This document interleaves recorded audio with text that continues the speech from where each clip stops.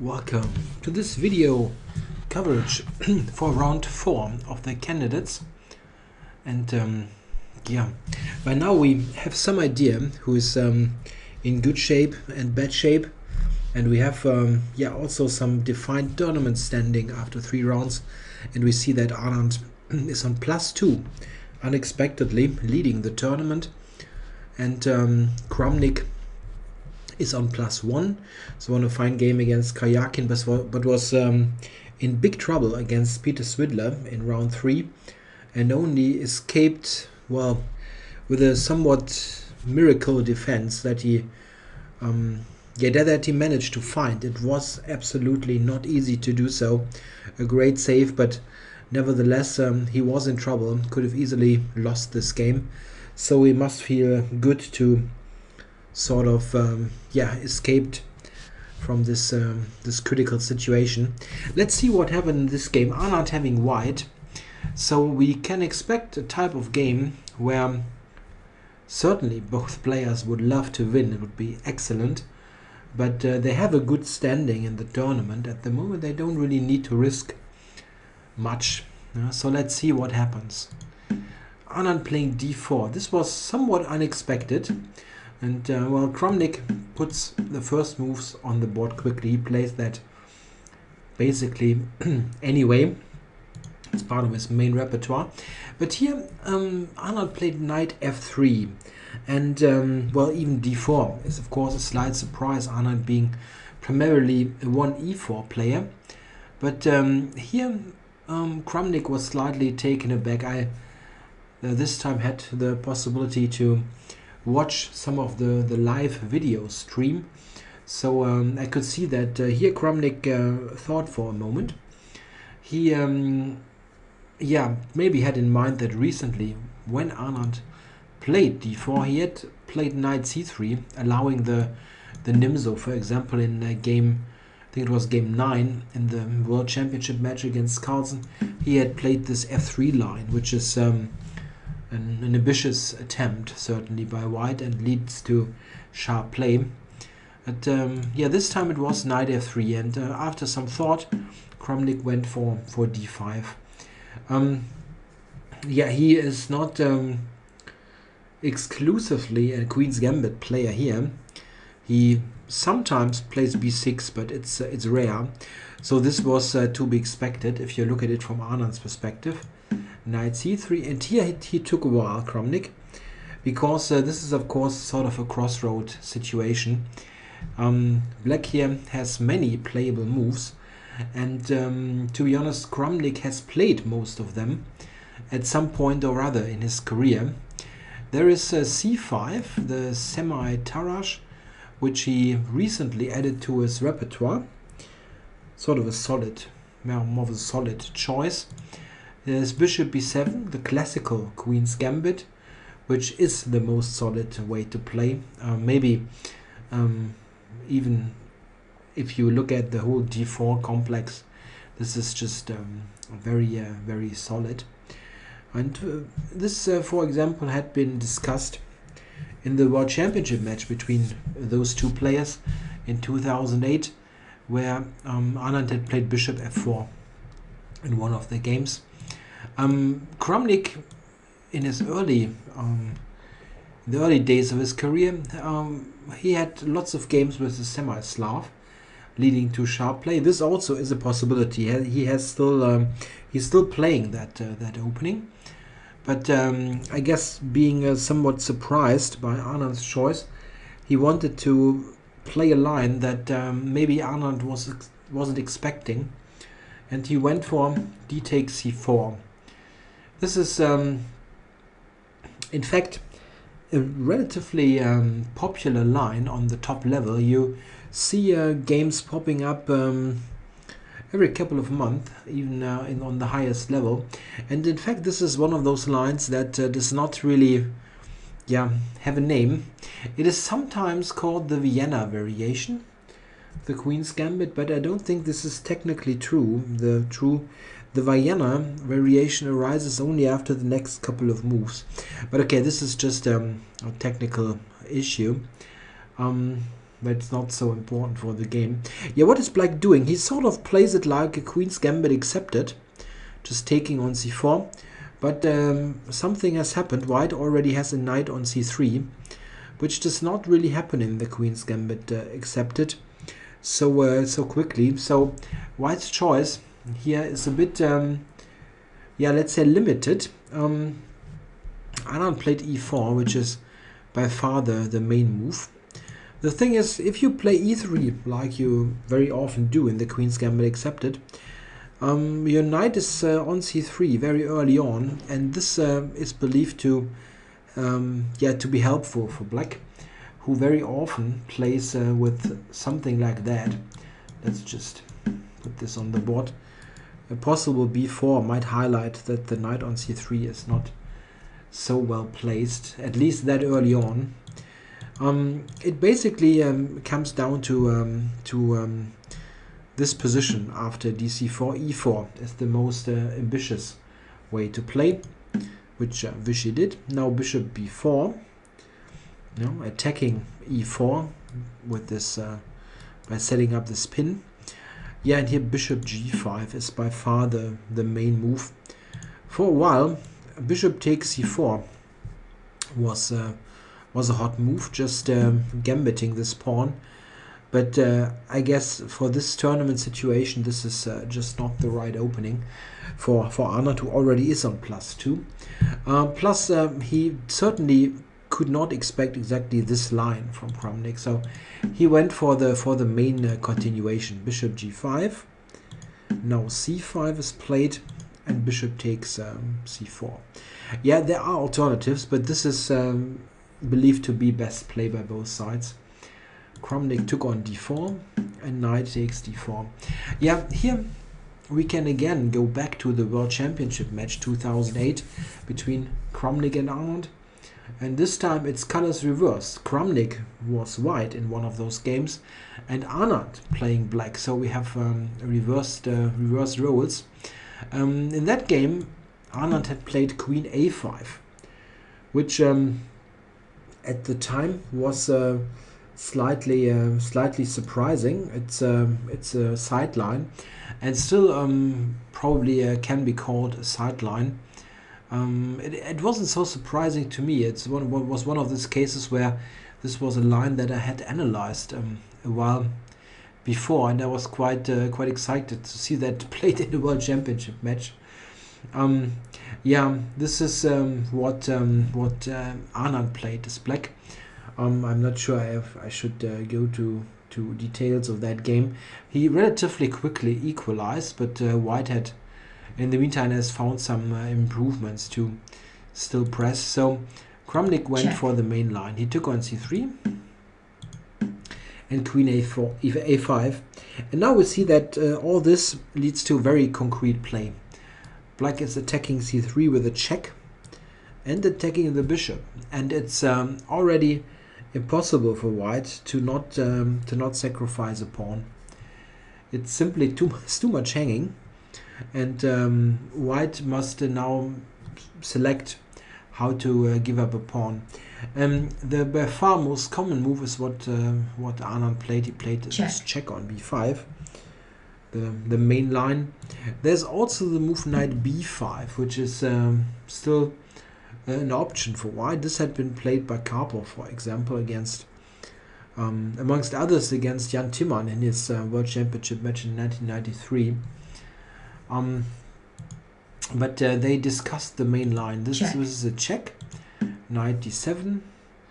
Bishop d7 is also a move, but believed to be somewhat worse. Knight d7, and now white took on f6. So one liability, this bishop is given up to take and damage black's pawn structure.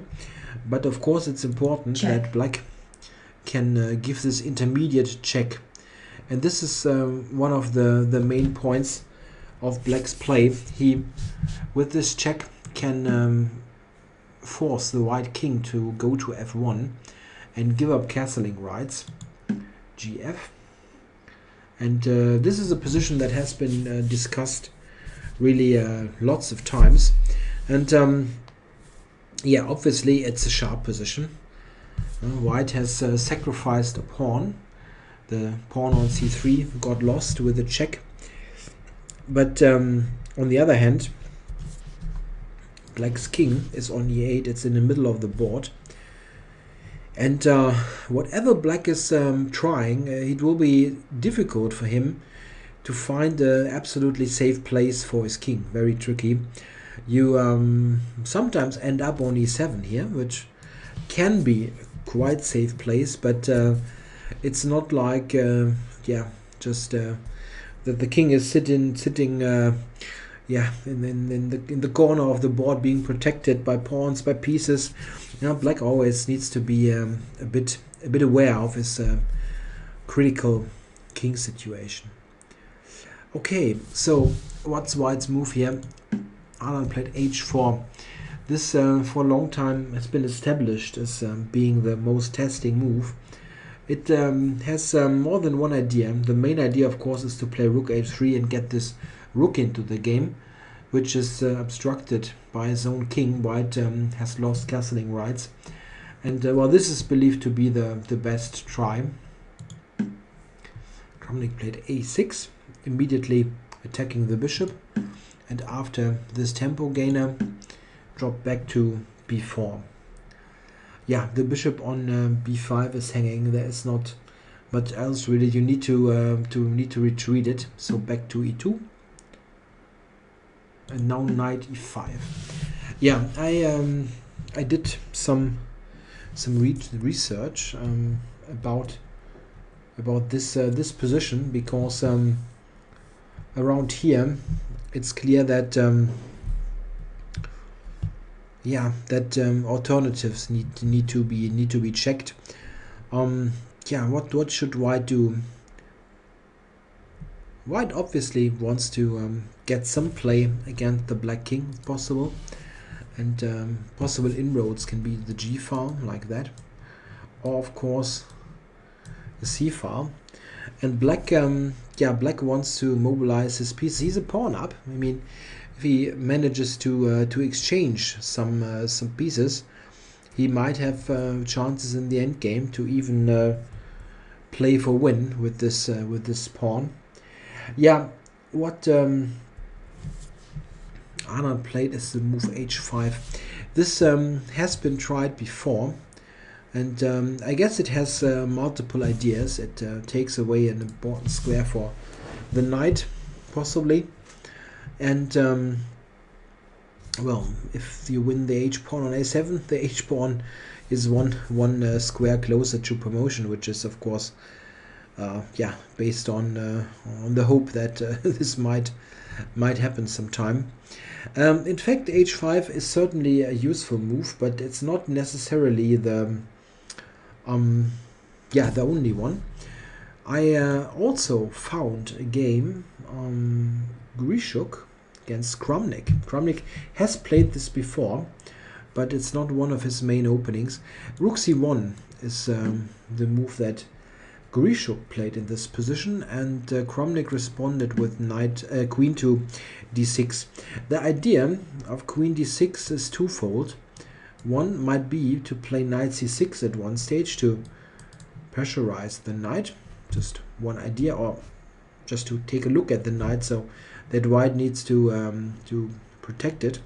And another idea might be, if this rook is ever going to switch over, that the queen maybe has h2 as an attacking square.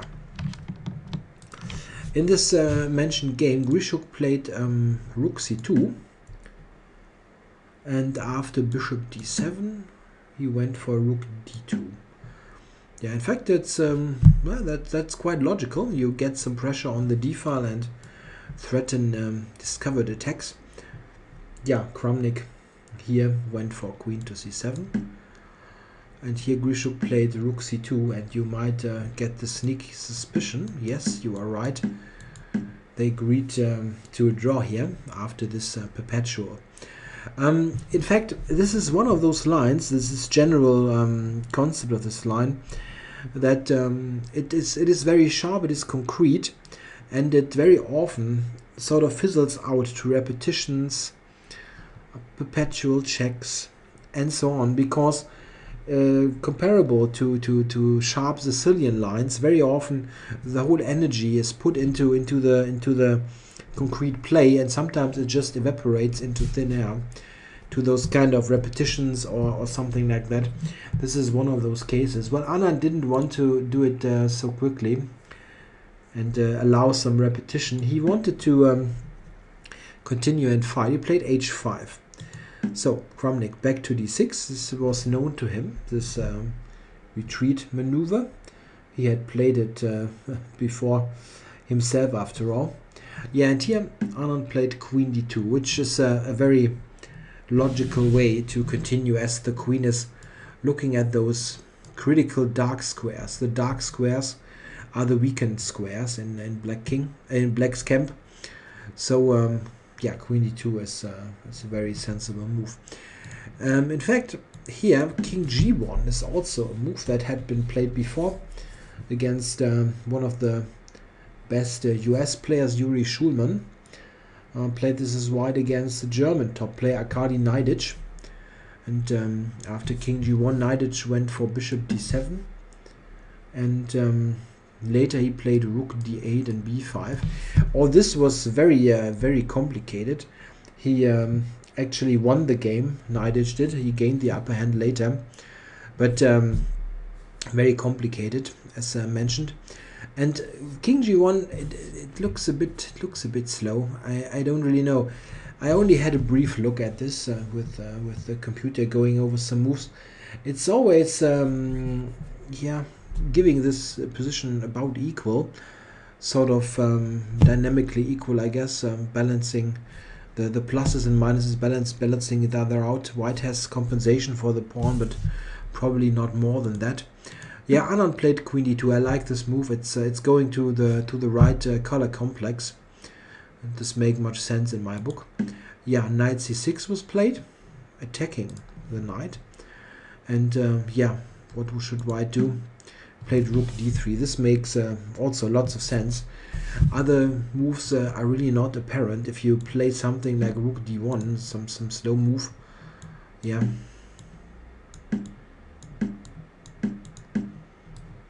Oops, you run into a vicious double attack, and of course you don't want to move the knight. This is just getting to a position where any kind of compensation has just evaporated. Cannot exchange queens, so rook d3 is pretty much the only move to play. Yeah, and here we see, whoops, queen to h2, a maneuver that I mentioned before, and this is one of the reasons why Schulman went for this king g1 move, to prevent this kind of thing from happening. Yeah, black is just cheekily threatening mate in 1, and yeah, what should white do? It's really somewhat unpleasant already, because you don't have so many available moves.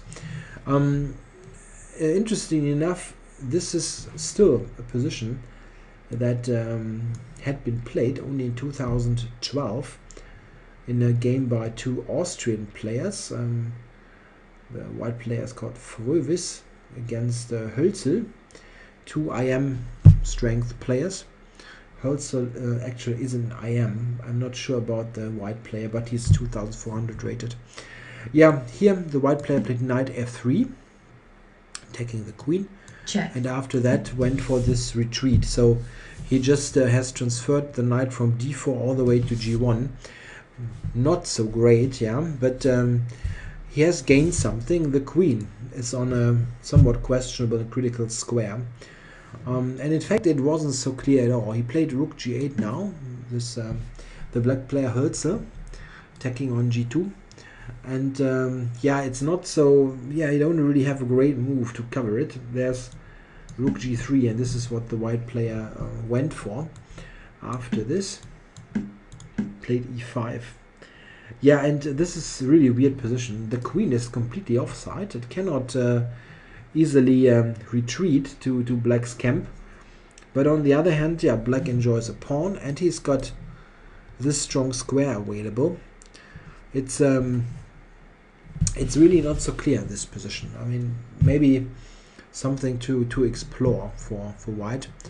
But there are multiple alternatives. e5 is, for instance, not strictly necessary. Black can also examine knight e5 or first bishop d7 and possibly long castles. Yeah, complicated stuff. This is an alternative that white can go for. But it does not look too great to retreat all the way to g1. Yeah, Anand played f4 here. And we see by the time spent that this was already, yeah, I guess played on his own. He's not relying on any preparation. He couldn't really guess that Kramnik would play this Vienna line, but he certainly has some general knowledge about this, because also, as I mentioned, he had played the line as black, so it's probably he yeah, had it analyzed at some point, but needed to remember what's going on and was rechecking things. Okay, f4. So this looks much sharper than knight to f3. And first we need to check what happens if black just grabs the rook here. Yeah, in fact, after knight takes c6, white is flat out winning. This is too much. Rook d8. Yeah, black can castle and sort of hang on for a while, but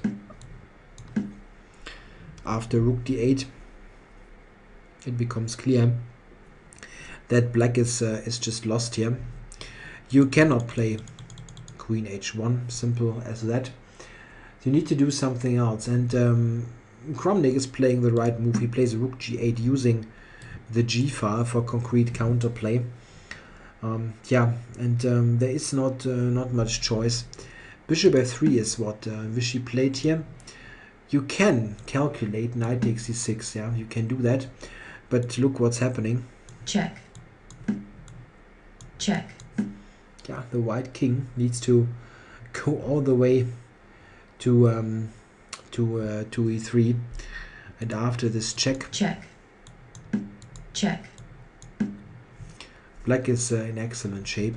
The easiest probably is rook g1 check and exchange queens. Then you are 2 pawns up, and it's not super trivial, because white has some activity, but black should win this. Yeah, you need to cover g2. It's just like that. Bishop f3 played by Anand.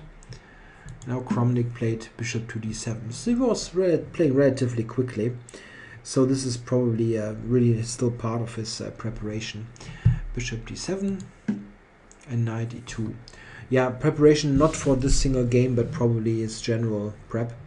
Yeah, knight e2. This does not look so self-evident. Why knight e2? Why retreat? The problem is that black is threatening to take and play bishop b5 check.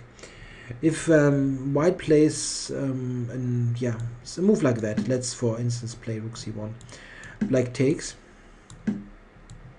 and gives this check. Yeah, and now the king is in some trouble. He needs to go here and then just play bishop c6. Very good place for the bishop, covered, anchored by the pawn, and just holding the whole position together. Yeah, black has queen g3 possibly, and he has got an extra pawn on top of all of that, so just a good position for black. A real threat that white needs to reckon with, the capture and bishop b5 check. Yeah, he retreated the knight, which is a perfectly acceptable move, and now it gets very interesting.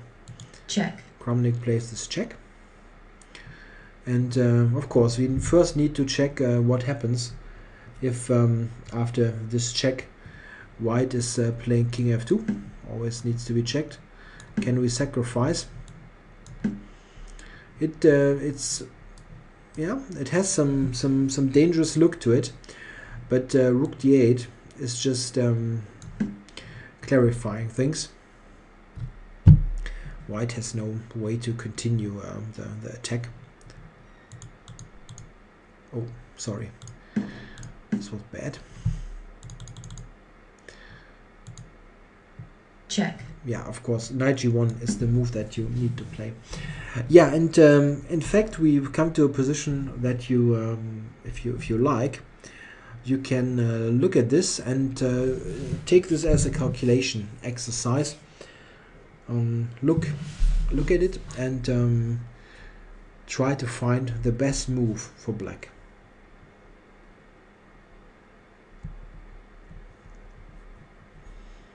Okay, I'm going to tell you the move now, so last possibility to stop the video. Black really only has one good move here, and went for that. This is knight d4. Very very funny move, just putting it in the middle of the board, despite the square being controlled by white pieces. This is just by far the best move, and it's leading to a forced draw. As mentioned, this quite often happens in this sharp type of lines. It is really the best move. Black has a hard time to try to avoid it and play for a win. If you, for example, consider castles long, I'm playing g3, oops, and the queen is trapped. So this is very important to note, that this is actually a substantial threat. So black cannot afford any slow move, any strengthening move, something like that is just not possible. Note that also d7 is just hanging. So what Kramnik did, he played knight to d4. Yeah, here, which is absolutely the only move, but the move that saves the day. It introduces the bishop b5 possibility, which is also the major threat here now, and white just needs to take on d4 now. There's nothing else, as bishop b5 is threatening in any case. Check. Yeah, bishop b5 check, and king f2 was played. Yeah, can white somehow avoid that? No, he really can't. Bishop e2 is just check. Checkmate. Just too embarrassing. So what else is there? If you go rook d3, yeah, well, there's rook d8. Talk about a deadly pin. Yeah, there is just not anything else. King f2 is played. Check. Now queen h4 check. Now we see this bishop is controlling the light squares. The queen is checking on the dark squares. So there is really nothing else. King e3, you need to go forward. And now e5. This is the point of all that, to secure the draw. It is an attack on the rook, and is clearing the dark square. So black can always give checks now. Check. And this is what happened. Queen g5 check. Check. And again a check here, and white only has e3 to go to. Those two squares are secured by the bishop. Check. Yeah. Check. Check. Yeah, this is exactly how it went down, and here we had the draw agreed. Yeah, bit of a somewhat disappointing way to finish this game, but it's still a really logical course of the game. Anand didn't really expect this precise line, and there are some ways to make a draw here even earlier.